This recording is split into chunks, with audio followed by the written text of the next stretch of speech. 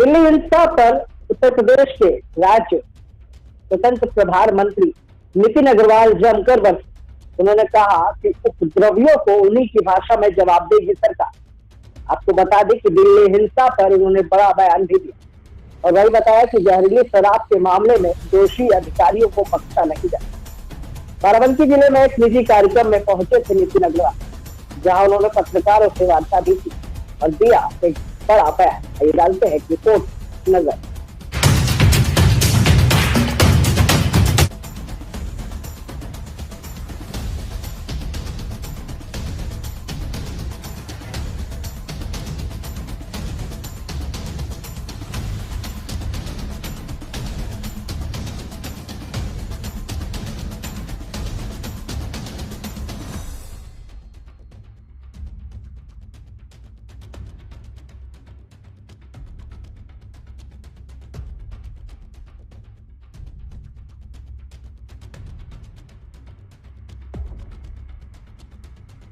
आपके पास बहुत बड़ा विभाग भी है। नहीं, देखिए, हाँ, 100 दिन का टारगेट है और 100 दिन के साथ साथ 6 महीने का भी है, साल भर का भी है, 2 साल और 5 साल के भी है। देखिए, जब तक टारगेट सेट नहीं होगा तब तक प्रोडक्टिविटी नहीं आती है। और जैसे योगी जी भी चाहते हैं कि पिछले 5 वर्ष में जो सरकार ने काम किए हैं, संकल्प पत्र जो 2017 में आया था, करीब 100% वादों को पूरा किया है सरकार ने। तो इस बार भी जब हम चुनाव में गए थे, 2022 का संकल्प पत्र आया था।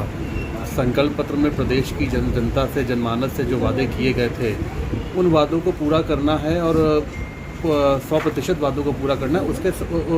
पूरा करने के लिए आपको एक टारगेट सेट करना पड़ेगा अपना, और टारगेट सेट करेंगे, उसको अचीव करके नेक्स्ट टारगेट सेट करना पड़ेगा। तो यही कारण है कि माननीय मुख्यमंत्री जी ने सभी मंत्रियों को टारगेट दिया है, टारगेट बेस्ड काम करने के लिए कहा है, और हम लोग उसी दिशा निर्देश पर भी। टेक्निकली अगर बात करी जाए तो आपका जो आपका विभाग है उसमें रेवेन्यू के पॉइंट ऑफ व्यू से हमेशा से सबसे ज़्यादा रहा है, और सबसे ज़्यादा जो डेथ भी होती है इसी से ज़्यादा होती है। तो इसको लेकर के कुछ आप ब्लूप्रिंट बनाएंगे कि जिससे ज़्यादा नहीं, हम लोग समय समय पर अभियान चलाते रहते हैं। अभी मैं खुद भी अगले महीने से एक वृहद तरीके का अभियान पूरे प्रदेश में अभियान चलाने जा रहा हूँ।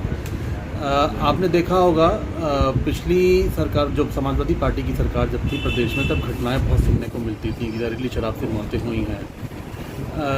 लेकिन जब योगी जी की सरकार आई, उन्होंने प्राथमिकता पे इसको लिया और आपने देखा होगा कि उन घटनाओं में काफ़ी हद तक कमी आई। घटना जब होती है तो दुखद होती है, लोगों की जान जाती है और उसमें जो दोषी होते हैं उन पर कार्रवाई भी होती है।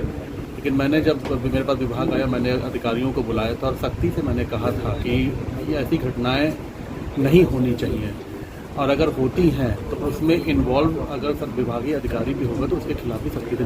2019 में बाई इलेक्शन के बाद ही ये बाराबंकी में ही रामनगर में काफ़ी मौतें हुई थी शराब से। नहीं, उसमें तो उसमें कार्रवाई हुई है, उसमें जो विभागीय अधिकारी थे उसमें उन पर भी कार्रवाई हुई है। और देखिए, मैं तो कहता हूं कि हमारे विभाग के साथ साथ पुलिस प्रशासन को भी कोऑर्डिनेशन बनाकर, क्योंकि माननीय मुख्यमंत्री जी ने निर्देश दिया हुआ है कि गृह विभाग भी इसमें काम करे साथ में मिलकर। मैं आपसे ये बताना चाहता हूं कि हम लोग बहुत ही संवेदनशीलता से और इसको हम लोग ध्यान में रखे हुए हैं, और हमारी कोशिश ये होगी कि उत्तर प्रदेश में ऐसी घटनाएँ ना हों। अजान और हनुमान चालीसा को लेकर काफ़ी विवाद चल रहा है, प्रदेश में अशांति फैलाई जा रही है, इस पर आपका क्या रुख रहेगा? उसमें तो आपने देखा कि सख्त कार्रवाई की गई है, कल दिल्ली में जो कार्रवाई की गई है, और होनी भी चाहिए। अगर हमारी शोभा यात्रा पे कोई ऐसे उद्दंडता करेगा तो उसको उसी की भाषा में जवाब भी मिलेगा, और केंद्र सरकार और प्रदेश सरकार उसी की भाषा में जवाब देना जानती भी।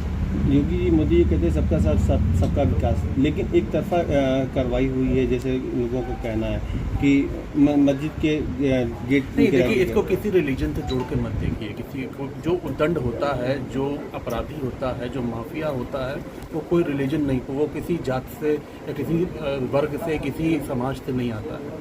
वो उद्दंडता करता है और उसके खिलाफ सरकार उसी भाषा में उनको जवाब देती है।